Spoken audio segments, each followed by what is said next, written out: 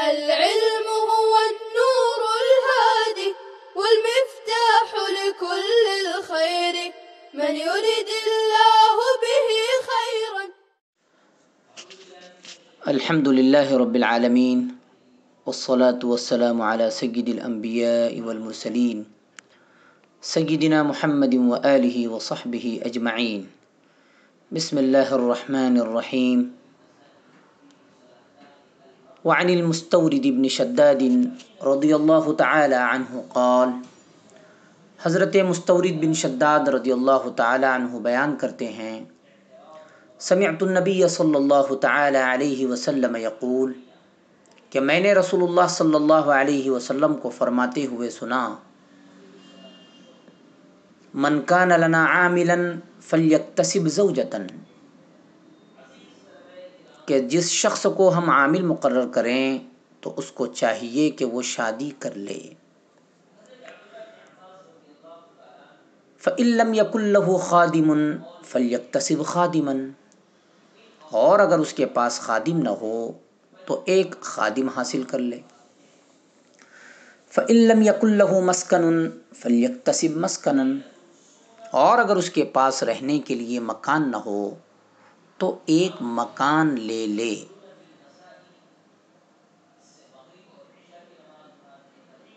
وفی روایت من اتخذ غیر ذلك فهو غال، اور ایک روایت میں ہے کہ جس نے مذکورہ چیزوں کے علاوہ کچھ اور لیا تو وہ خیانت کرنے والا شمار ہوگا. اس حدیث کا حاصل یہ ہے کہ بیت المال کے عامل کو بیت المال کی جانب سے کچھ سہولتیں اس کی خدمت کے عوض میں ملیں گی. نمبر 1، اگر وہ شادی کرنا چاہتا ہے تو شادی کر لے. بیوی کا مہر، اس کا نان و نفقہ اور دیگر لازمی اخراجات بیت المال کے ذمے ہوں گے. نمبر 2، اگر مکان نہیں ہے تو مکان حاصل کر لے. مکان کی مناسب قیمت بیت المال سے ادا کی جائے گی. نمبر 3، کوئی خادم نہیں ہے تو خادم رکھ لے. اس پر جو خرچہ ہوگا وہ بھی بیت المال ادا کرے گا. لیکن یاد رہے، بیت المال سے مذکورہ ضروریات سے متعلق ہی خرچہ لینا چاہیے، یعنی شادی، مکان، خادم. مزید لینے کی صورت میں خیانت کرنے والا شمار ہوگا، جس کی قیامت کے دن سخت سزا ملے گی. بعض محدثین رحمہم اللہ تعالی نقل کرتے ہیں کہ یہ مراعات، یہ سہولتیں ان عاملین کے لیے ہیں جن کی کوئی تنخواہ مقرر نہ ہو. چنانچہ ایسی صورت میں بیت المال ان کی مذکورہ ضروریات پوری کرے گا. عن المستورد، را پر کسرہ پڑھیں گے، شداد پہلا دال مشدد پڑھیں گے. یہ حضرت مستورد قریشی صحابی رضی اللہ تعالی عنہ ہیں.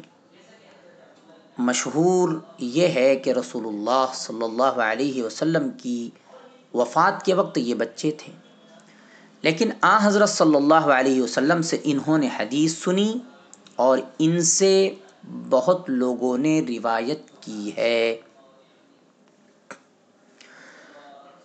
وعن عدی بن عمیرۃ، عین کے فتحہ کے ساتھ، رضی اللہ تعالی عنہ، حضرت عدی بن عمیرہ رضی اللہ تعالی عنہ سے روایت ہے، ان رسول اللہ صلی اللہ تعالی علیہ وسلم قال، کہ بلا شبہ رسول اللہ صلی اللہ علیہ وسلم نے فرمایا، یا ایھا الناس،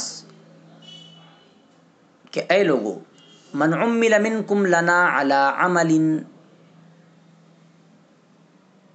تم میں جو کوئی بھی ہمارے کسی عمل پر عامل بنایا گیا، فکتمنا منہ مخیطا فما فوقہ فہو غال، پھر اس نے اس میں سے ایک سوئی کے برابر یا اس سے کچھ زائد ہم سے چھپایا تو وہ خیانت کرنے والا ہوگا۔ یأتی بہ یوم القیامہ، وہ قیامت کے دن اس کو لے کر آئے گا۔ فقام رجل من الانصار، انصار میں سے ایک شخص نے کھڑے ہو کر عرض کیا، یا رسول اللہ، فقال یا رسول اللہ، عرض کیا کہ اے اللہ کے رسول صلی اللہ علیہ وسلم، اقبل عنی عملک، کہ میں نے حضرت صلی اللہ علیہ وسلم کو آپ مجھ سے اپنا کام واپس لیجئے۔ اقبل عنی عملک، آپ مجھ سے اپنا کام واپس لیجئے۔ قال، حضرت صلی اللہ علیہ وسلم نے فرمایا، وما ذاک، کہ ایسا کیوں؟ قال، انہوں نے عرض کیا، سمعتک تقول کذا و کذا،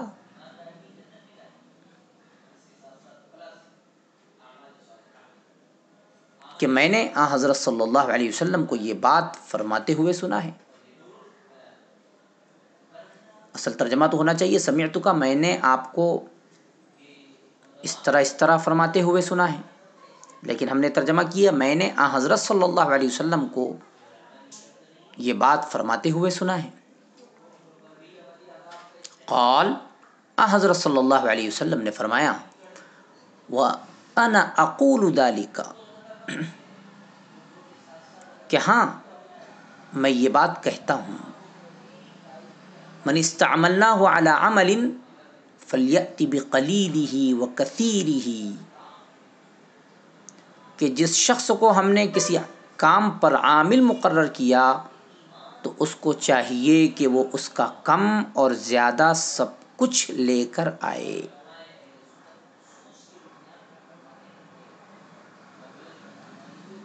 فما اوتی منہ اخذہ وما نہی عنہ انتہا، اس کے بعد اس میں سے جو اس کو دیا جائے وہ لے، اور جس سے روک دیا جائے رک جائے۔ طلبہ عزیز، اس حدیث کا حاصل یہ ہے کہ بیت المال کے عامل کو جو کچھ بھی ملے سب لا کر بیت المال میں جمع کرے، پھر حاکم اس کی مقررہ تنخواہ یا جو بھی مناسب معاوضہ دے وہ لے۔ از خود اپنی طرف سے تصرف کرنا حرام ہے۔ اگر حاکم کی اجازت کے بغیر بیت المال میں سے ادنا سی چیز بھی لی تو اس کی بنا پر قیامت کے دن سخت شرمندگی ہوگی۔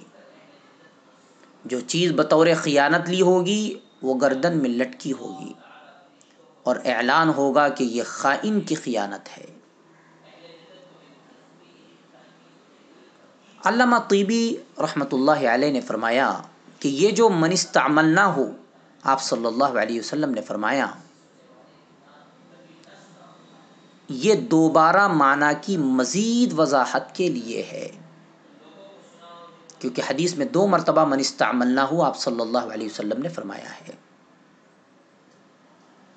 تو وجہ یہ بیان فرمائی جا رہی ہے کہ یہ دوبارہ معنی کی مزید وضاحت کے لیے ہے۔ نیز یہ کہ اس لیے بھی انصاری صحابی رضی اللہ عنہ کی بات سن کر یہ فرمایا ہے کہ ہاں میں نے جو کہا ہے وہ اب بھی کہتا ہوں، اور وہ کوئی ایسی بات نہیں ہے کہ جس سے رجوع کی گنجائش ہو،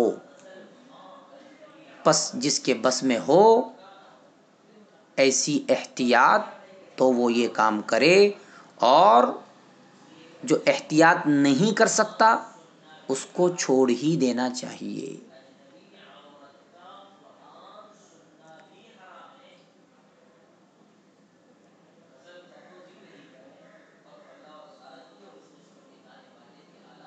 یہ روایت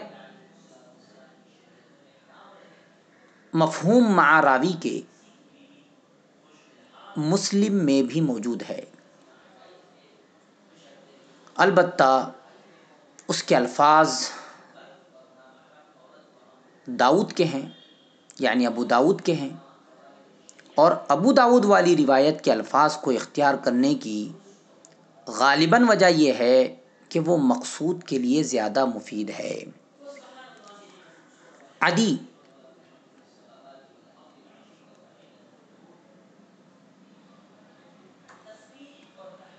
عین پر فتحہ پڑا جائے گا اور دال پر کسرہ پڑا جائے گا، یعنی عین مفتوح ہوگا اور دال مکسور، اور یا مشدد ہوگی۔ ابن عمیرہ، عین مفتوح ہے اور میم مکسور ہے۔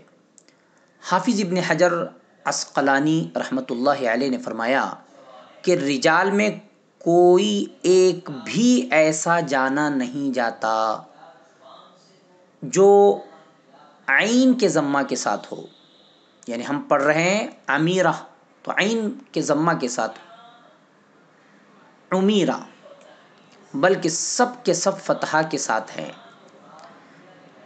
جبکہ سنن نسائی میں دونوں امر واقع ہوئے ہیں، یعنی عین کے فتحہ کے ساتھ بھی اور عین کے ضمہ کے ساتھ بھی۔ صاحب مشکات رحمۃ اللہ علیہ نے فرمایا کہ یہ کندی خضرمی صحابی ہیں، کوفہ میں سکونت اختیار کی تھی، پھر جزیرہ تشریف لے گئے اور وہیں انتقال فرمایا۔ ان سے قیس بن حاتم وغیرہ نے حدیث کی روایت کی ہے۔ وعن عبداللہ بن عمرو رضی اللہ تعالی عنہ قال، حضرت عبداللہ بن عمرو رضی اللہ تعالی عنہ بیان کرتے ہیں، لعن رسول اللہ صلی اللہ تعالی علیہ وسلم الراشی والمرتشی، کہ رسول اللہ صلی اللہ علیہ وسلم نے رشوت دینے والے پر اور رشوت لینے والے پر لعنت فرمائی ہے۔ وابن ماجہ، رواہ ابو داود وابن ماجہ،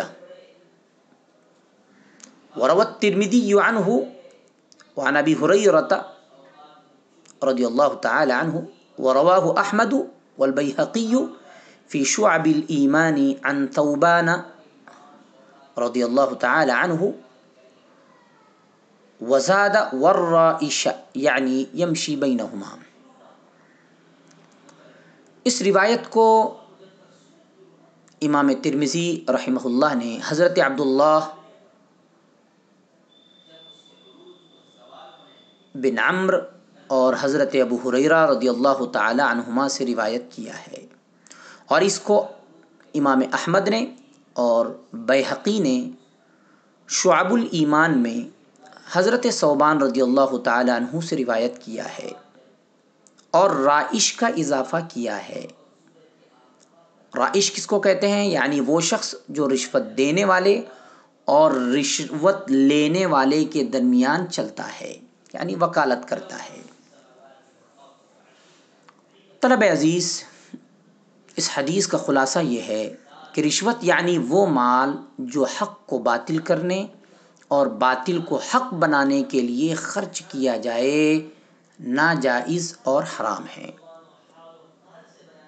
جو شخص رشوت لے گا یا دے گا، یا جو شخص رشوت لینے اور دینے والوں کے درمیان واسطہ اور ذریعہ بنے گا، سب پر لعنت ہوگی،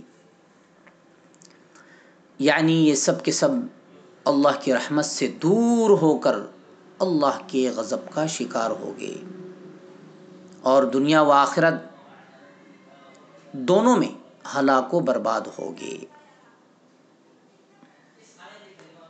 الراشی والمرتشی، رشوت کسے کہتے ہیں؟ رشوت وہ مال یا وہ چیز ہے جو کسی حق کو باطل کرنے یا کسی باطل کو حق کرنے کے لیے دیا جائے۔ ملا علی قاری رحمۃ اللہ علیہ نے فرمایا کہ بہرحال وہ مال جو کسی حق کو حاصل کرنے یا کسی ظلم کو دفع کرنے کے لیے دیا جائے تو اس میں کوئی حرج نہیں، اور اسی طرح اس مال کے لینے میں کوئی حرج نہیں جو صاحب حق کو حق تک پہنچانے والا ہو۔ لیکن مناسب یہ ہے کہ قاضیوں اور والیوں کے علاوہ لوگوں کے ذریعے ہو، اس لیے کہ صاحب حق کو حق دلانا تو ان لوگوں کے فرائض میں داخل ہے، اس لیے یہ تو ان پر واجب ہی ہے۔ اس لیے ابن ملک نے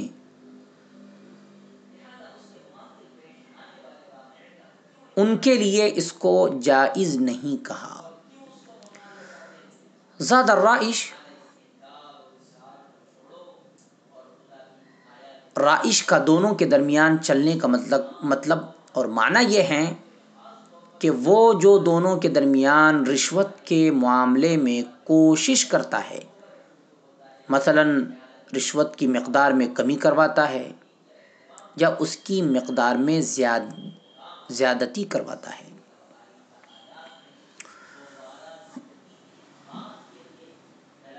رشوت کی تعریف پہلے ہم بتا چکے ہیں کہ رشوت وہ مال ہے جو کسی کے حق کو باطل کرنے کے لیے دیا جائے اور باطل کی معاونت میں دیا جائے۔ لیکن اگر ظلم کو دفع کرنے اور حق کو ثابت کرنے کے لیے دیا جائے تو کوئی مضائقہ نہیں، اس کی گنجائش ہے، اگرچہ لینے والے کے لیے پھر بھی حلال نہیں ہے۔ حدیث پاک میں وعن عبداللہ ابن عمرو، تو یاد رکھیے یہ واو کے ساتھ ہے، یعنی عمر ہے، عمر نہیں ہے۔ وعن عمرو بن العاص رضی اللہ تعالی عنہ قال، حضرت عمرو بن عاص رضی اللہ تعالی عنہ بیان کرتے ہیں، ارسل الی رسول اللہ صلی اللہ تعالی علیہ وسلم، کہ رسول اللہ صلی اللہ علیہ وسلم نے میرے پاس یہ حکم بھیجا، ان اجمع علیک، اجمع یہ اصل میں فعل امر ہے، جمع یجمع جمعن سے یہ فعل امر کا صیغہ ہے، ان اجمع علیک سلاحک و ثیابک، کہ تم اپنے ہتھیار اور اپنے کپڑے اکٹھا کر لو، ثم اتنی، پھر میرے پاس آؤ۔ قال، راوی کہتے ہیں فَأَتَيْتُهُ وَهُوَ يَتَوَضَّأُ، کہ میں آن حضرت صلی اللہ علیہ وسلم کی خدمت میں جس وقت حاضر ہوا، آن حضرت صلی اللہ علیہ وسلم وضو فرما رہے تھے۔ فقال، آن حضرت صلی اللہ علیہ وسلم نے فرمایا، یا عمرو، کہ اے عمرو، انی ارسلت الیک لابعثک فی وجہ، میں نے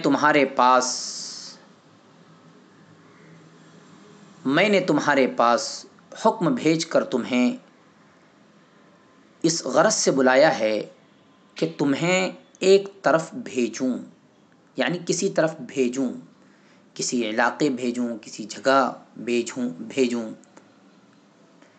یسلمک اللہ ویغنمک واضعب لک زعیبۃ من المال، اللہ تعالیٰ تم کو محفوظ رکھے، یہ جملہ معترضہ کے طور پر ہے، دعائیہ جملے، اللہ تعالیٰ تم کو محفوظ رکھے اور تم کو غنیمت عطا کرے، میں بھی تمہارے لیے مال کا ایک حصہ الگ کیے دیتا ہوں۔ فقلت یا رسول اللہ، میں نے عرض کیا کہ اے اللہ کے رسول صلی اللہ علیہ وسلم، ما کانت ہجرتی للمالی، میری ہجرت حصول مال کے لیے نہیں تھی، وما کانت الا للہ ولرسولہ، میں نے صرف اللہ اور اس کے رسول کی خاطر ہجرت کی تھی۔ قال، حضرت صلی اللہ علیہ وسلم نے فرمایا، نعم بالمال الصالح للرجل الصالح، کہ کیا ہی بہتر ہے اچھا مال اچھے آدمی کے لیے۔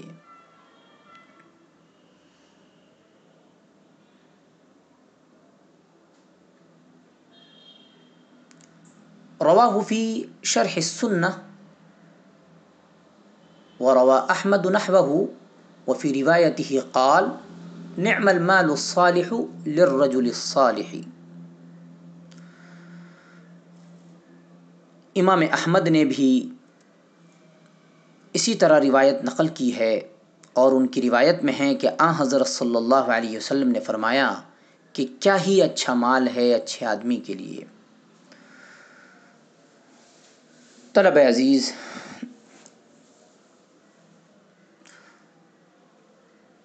خلاصہ حدیث یہ ہے کہ مال کی ہر ایک کو ضرورت پڑتی ہے۔ ایسے میں اگر پاکیزہ مال حاصل ہو رہا ہے تو یہ اللہ تعالیٰ کی بہت بڑی نعمت ہے۔ پھر وہ مال جس کے پاس پہنچ رہا ہے وہ بذات خود نیک ہے، مال کو صحیح مصرف میں خرچ کریں گا تو اس کے خوشگوار اثرات مرتب ہوں گے۔ اس سے اللہ تعالیٰ کے ساتھ اللہ کے بندوں کے حقوق ادا ہوں گے۔ ما کانت ہجرتی، یعنی میرا ایمان خالص رضائے الہی کے لیے تھا، اور عمرو بن عاص رضی اللہ تعالیٰ عنہ نے حبشہ سے خالد بن ولید کے ساتھ مدینہ طیبہ کی طرف ہجرت کی، جبکہ بعض حضرات کے نزدیک انہوں نے سن 8 ہجری میں اسلام قبول کیا تھا۔ مزید تفصیل کے لیے کتب سیرت کی طرف آپ رجوع کر سکتے ہیں۔ حدیث پاک میں کہا گیا، نعم بالمال الصالح، اچھا مال وہ ہے جو حلال ذریعے سے کمایا گیا ہو اور اچھے مقامات پر صرف ہو۔ للرجل الصالح، اور نیک آدمی وہ ہے جو اللہ تعالیٰ اور بندوں کے حقوق کی نگہبانی کرے۔ حدیث پاک سے یہ بھی معلوم ہوا کہ مال اگر صحیح مصرف پر صرف کیا جائے تو مال حاصل کرنے میں کوئی مضائقہ نہیں۔ نیز یہ بھی معلوم ہوا کہ وضو کے دوران ضروری بات کرنا جائز ہے۔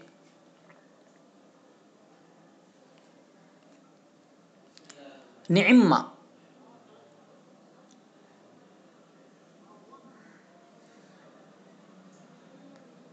یہ فعل مدح ہے جس کے دیگر صیغے نہیں آتے اور اپنے ما بعد اسم کی مدح کے لیے آتا ہے، جیسے نعم الفتح۔ قرآن کریم میں ہے نعم العبد انہ اواب، کیا ہی اچھے بندے تھے، اللہ کی طرف رجوع کرنے والے تھے۔ نعم اجر العاملین، عمل کرنے والوں کا اجر کتنا اچھا ہے۔ نعمہ کے ساتھ کبھی ما کا اضافہ کر کے نعمہ کہا جاتا ہے، جیسے قرآن کریم میں بھی ہے، ان تبدوا الصدقات فنعما ہی، اگر تم اعلانیہ اور ظاہر کر کے صدقات دو تب بھی یہ بہتر ہے۔ نعمہ اصل میں نعمہ ما ہے، میم کو میم میں مدغم کر دیا گیا ہے۔ الفصل الثالث،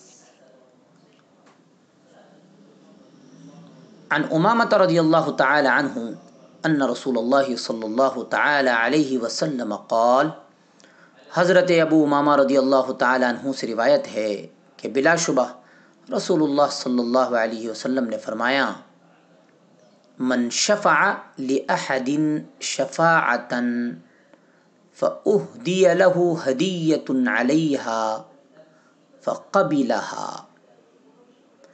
کہ جس نے کسی شخص کے لیے سفارش کی پھر اس نے سفارش کرنے پر کوئی ہدیہ دیا اور سفارش کرنے والے نے وہ ہدیہ قبول کر لیا، فقد اتی بابا عظیما من ابواب الربا، تو وہ سود کے دروازوں میں سے ایک بڑے دروازے پر آ گیا، یعنی اس نے رشوت کا بڑا دروازہ کھول دیا۔ طلبہ عزیز، حدیث کا حاصل یہ ہے کہ سفارش کرنے والے کو احتیاطاً اس شخص سے ہدیہ بھی نہیں لینا چاہیے جس کی سفارش کی ہے، اس لیے کہ اس میں رشوت کی بو آتی ہے، اور چونکہ ہدیہ بلا کسی عوض کے ملا ہے اس لیے اس میں سود کا شائبہ بھی پیدا ہوتا ہے، شبہ بھی پیدا ہوتا ہے۔ بہرحال بہتر یہی ہے کہ ایسے ہدیے سے گریز کیا جائے، اجتناب کیا جائے۔ من شفع لأحد شفاعة، جس نے کسی سے کسی کی سفارش کی، جس سفارش کا کوئی معاوضہ لیا جائے وہ رشوت ہے۔ حدیث میں اس کو سخت گناہ و حرام فرمایا ہے، اس میں ہر طرح کی رشوت داخل ہے، خواہ وہ مالی ہو یا یہ کہ اس کا کام کرنے کے عوض اپنا کوئی کام اس سے لیا جائے۔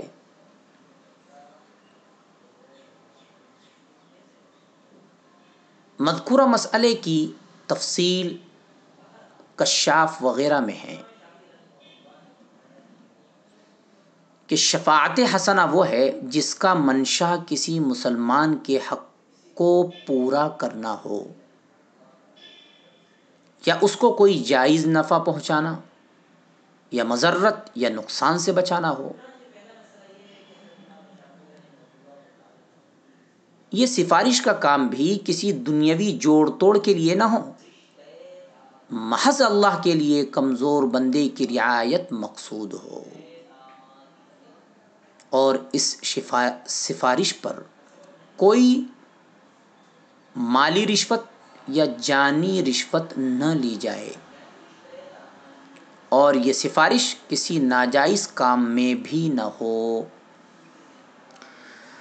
نیز یہ سفارش کسی ایسے ثابت شدہ جرم کی معافی کے لیے نہ ہو جس کی سزا قرآن کریم میں معین و مقرر ہے۔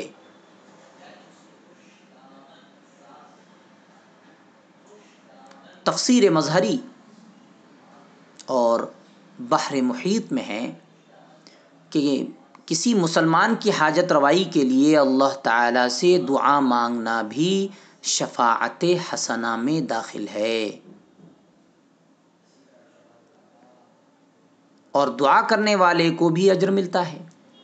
ایک حدیث میں ہے کہ جب کوئی شخص اپنے مسلمان بھائی کے لیے کوئی دعائے خیر کرتا ہے تو فرشتہ کہتا ہے وَلَكَ بِمِثْلِ، یعنی اللہ تعالیٰ تیری بھی حاجت پوری فرمائیں۔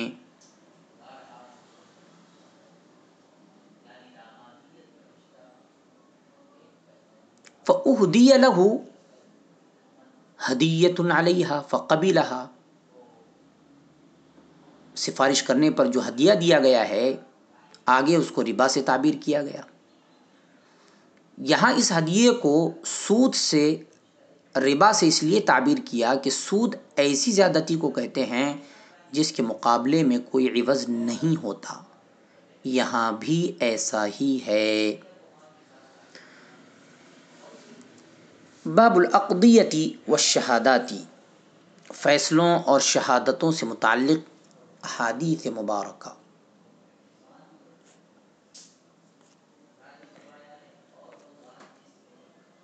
العقدیہ القاموس الوحید میں لکھا ہے کہ العقدیہ یہ القضاء کی جمع ہیں، اور القضاء کے معنی فیصلے کے ہے، ججمنٹ کے ہے، قاضی کے عدالتی حکم کے ہے۔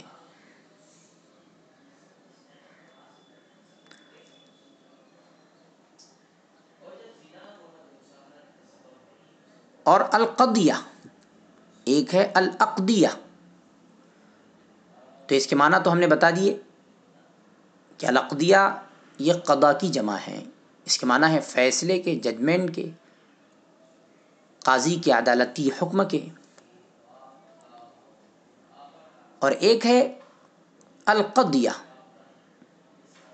یعنی وہ مسئلہ جو فیصلے کے لیے جج کے پاس لے جایا جائے۔ بالفاظ دیگر مختلف فی یا نزاعی مسئلے کو قضیہ کہتے ہیں، اور اس کی جمع قضایا آتی ہے، نہ کہ عقدیہ۔ گویا قضا اور قضیہ دونوں میں فرق ہے۔ قضا فیصلے کو کہتے ہیں اور قضیہ مختلف فی نزاعی مسئلے کو کہتے ہیں۔ قضا کی جمع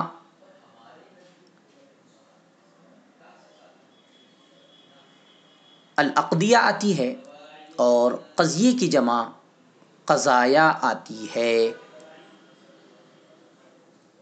علامہ طیبی رحمۃ اللہ علیہ نے بھی یہی کہا ہے کہ العقدیۃ ہی ما ترفع الی الحاکم، یعنی حاکم کے سامنے جو معاملے فیصلے کے لیے پیش کیے جائیں العقدیہ ہیں۔ صاحب مظاہر حق نے لکھا ہے قضیہ اس واردات کو کہتے ہیں جس کو حاکم کے سامنے فیصلے کے لیے پیش کیا جائے۔ بہرحال اس باب کے تحت 28 روایتیں درج کی گئی ہیں، جن میں مدعی سے گواہی کا مطالبہ، عدالت میں جھوٹی گواہی کا مطالبہ، عدالت میں جھوٹی گواہی، ناحق جھگڑنے پر وعید، گواہ نہ ہونے پر مدعا علیہ سے قسم، بہترین گواہ کا بیان، قابض کے حق میں فیصلہ، غیر معتبر گواہوں کی نشاندہی، فریقین کے عدالت میں قاضی کے سامنے بیٹھنے کا طریقہ وغیرہ مضامین بیان کیے گئے ہیں۔ شہادات یہ شہادتن کی جمع ہے، یعنی کسی چیز کی صحت کی خبر دینا۔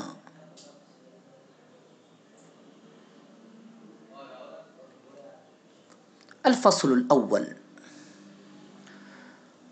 عن ابن عباس رضی اللہ تعالی عنہ عن النبی صلی اللہ علیہ وسلم قال، حضرت ابن عباس رضی اللہ تعالی عنہ حضرت نبی کریم صلی اللہ علیہ وسلم سے روایت کرتے ہیں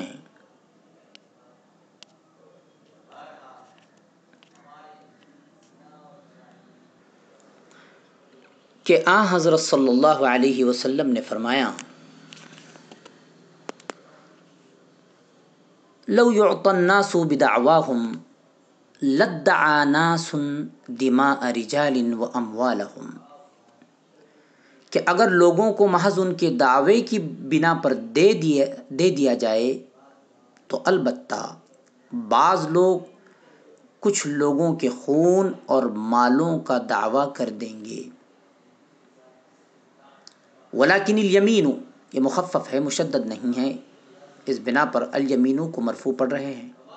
ولیکن الیمین علی المدعی علیہ، لیکن جس پر دعویٰ ہو اس پر قسم کھانا ہے، یعنی اس کو قسم کھانا ضروری ہے۔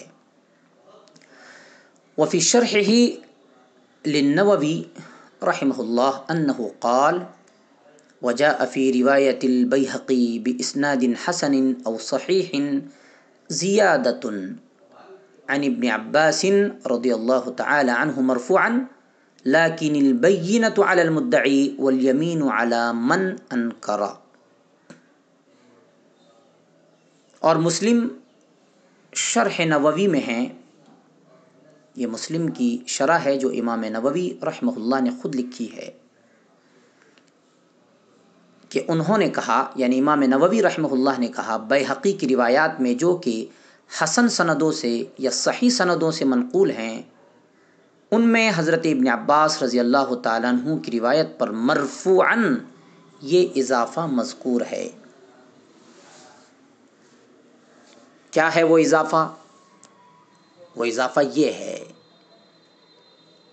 کہ لیکن البینۃ علی المدعی والیمین علی من انکر، کہ لیکن گواہ پیش کرنا مدعی کی ذمہ داری ہے اور قسم کھانا اس شخص کا حق ہے جو انکار کرے. طلبہ عزیز، اس حدیث کا حاصل یہ ہے کہ جب بھی کوئی مقدمہ قاضی کے یہاں پیش ہوگا تو قاضی دعوے دار کے صرف دعوے کی بنا پر اس کے حق میں فیصلہ نہیں کرے گا، بلکہ مدعی کو اس بات کا مکلف کرے گا کہ وہ اپنے دعویٰ کے اس بات کے لیے شرعی گواہ پیش کرے، اور اگر وہ شرعی گواہ پیش کرتا ہے تو گواہ اور ثبوت کی بنا پر اس کے حق میں فیصلہ ہوگا، اور اگر وہ شرعی شہادت پیش کرنے سے عاجز ہے تو قاضی مدعا علیہ کو اس بات کا مکلف کرے گا کہ وہ قسم کھائے کہ اس پر جو دعویٰ کیا گیا ہے وہ غلط ہے. اگر وہ قسم کھاتا ہے تو اس کے حق میں فیصلہ کیا جائے گا. حاصل یہ ہے کہ دعویٰ پر گواہ پیش کرنا مدعی کی ذمہ داری ہے، جبکہ قسم کھا کر اپنی براءت کا اظہار کرنا، بے گناہ ہونے کا اظہار کرنا مدعا علیہ کا حق ہے. سوال یہ ہے کہ کیا مدعا علیہ ہر صورت میں قسم کھائے گا؟ تو جواب یہ ہے کہ حدیث مذکور کی بنا پر جمہور رحمہم اللہ کہتے ہیں کہ ہر اس صورت میں جب کہ مدعی اپنے دعویٰ پر بینہ پیش نہیں کر سکے گا، مدعا علیہ قسم کھائے گا.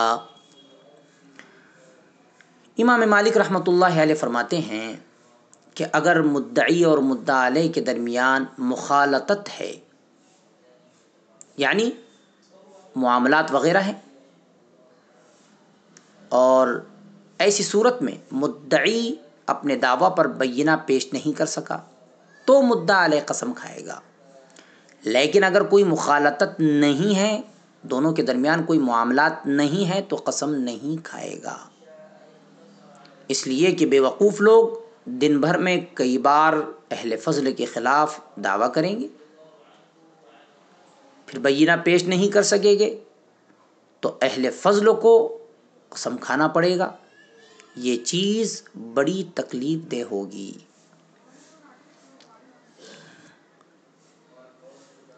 طلب عزیز، یہ حدیث دراصل ایک بڑے قاعدہ فقہیہ کی طرف اشارہ کر رہی ہے. یعنی اس حدیث میں ایک عظیم اور بڑا قاعدہ فقہیہ ذکر کیا گیا ہے، جس سے ہزاروں جھگڑوں کا فیصلہ کرنا معلوم ہو گیا. جب کوئی دعویٰ کرے اور مدعا علیہ منکر ہو تو مدعی سے گواہ مانگیں گے،